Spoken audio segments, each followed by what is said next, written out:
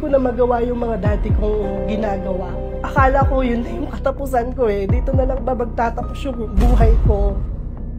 Nag-start po itong sakit ko 2 years ago na aksidente ako. Hindi po ako halos makalakad noon. Nag-try po kaming magpatingin sa doktor. Naka-4 na ortho kami noon. Ang diagnosis nila sa akin is sciatica daw. Nirequest ako ng ortho ko na magpa-MRI. Kaso nung nandun na kami, hindi ko kayang humiga eh. Ang ginawa sa akin ng nurse doon, tinurukan ako ng pain reliever. Walang nangyari, hindi tumalab sa akin. Kaya hindi natuloy yung MRI ko.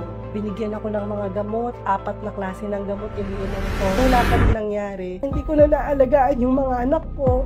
Ultimo, sarili ko sa pagligo. Hirap na hirap ako. Almost bedridden na talaga ako. Sobrang hopeless na ng case ko noon. Hanggang one time, sabi nung kapatid ng asawa ko, try mo mag-salveyo ka. 1 month akong nag-iisip kung itatry ko yung salveyo kasi hindi ako naniniwala talaga noong una. Tinry ko siya 1 week. Tinigil ko yung mga gamot ko na iniinom.